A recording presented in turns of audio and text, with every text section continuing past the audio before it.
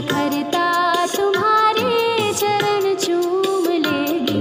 न हो साथ कोई अकेले बढ़ो तुम, सफलता तुम्हारे कदम चूम लेगी।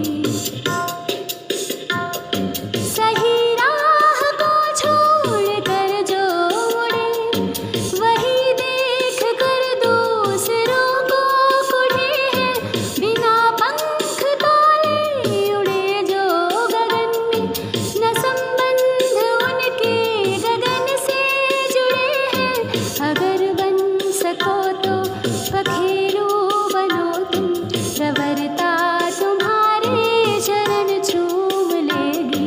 न हो साथ कोई अकेले बढ़ो तुम, सफलता तुम्हारे कदम चूम लेगी।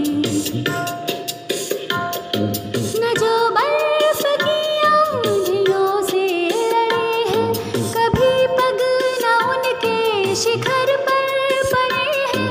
जिन्हें लक्ष्य से कम अधिक प्यार खुद से, वही जी चुरा कर तरसते खड़े हैं।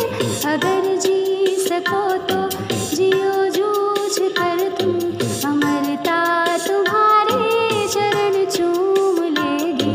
न हो साथ कोई अकेले बढ़ो तुम, सफलता तुम्हारे कदम चूम लेगी। न हो साथ कोई अकेले बढ़ो तुम, सफलता तुम्हारे कदम चूम लेगी। सफलता तुम्हारे कदम चूम लेगी। सफलता तुम्हारे कदम चूम लेगी। बच्चों, हम हर दिन की शुरुआत एक अच्छे सुविचार के साथ करते हैं, जिससे हमें सकारात्मक ऊर्जा मिलती रहती है। तो आज का सुविचार है, निडरता से डर को भी डर लगता है। The fear itself shivers from fearlessness। बच्चों, हमें संकट की घड़ी में निराश नहीं होना चाहिए। हर परिस्थिति का डटकर सामना करना चाहिए, और कहते हैं ना, डर के आगे ही जीत है। Thank you. गुड मॉर्निंग बच्चों। हमारा आज का शब्द है जॉय। JOY, Joy. जॉय का अर्थ होता है खुशी, हर्ष या प्रसन्नता। वाक्य में प्रयोग, the child jumped with Joy on seeing the new toys. बच्चा खिलौनों को देखकर खुशी से उछल पड़ा।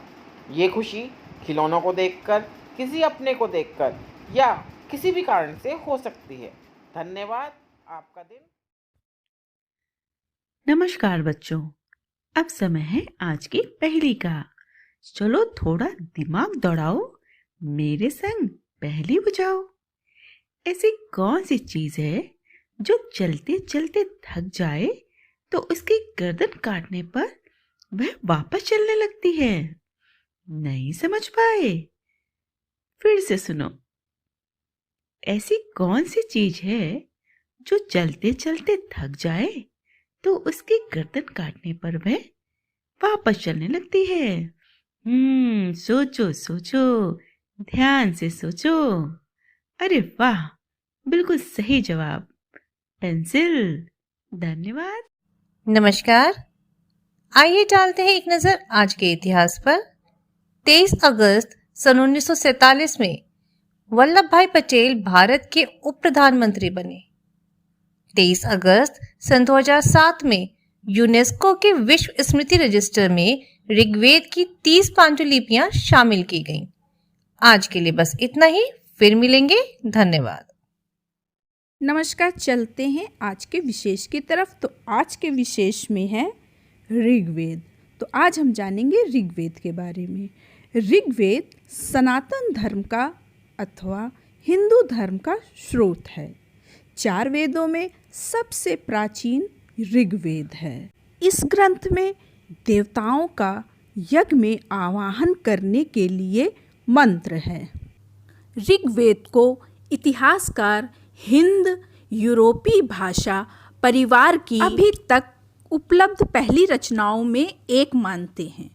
यह संसार के उन सर्वप्रथम ग्रंथों में से एक है जिसकी किसी रूप में मान्यता आज तक समाज में बनी हुई है। यह एक प्रमुख हिंदू धर्म ग्रंथ है।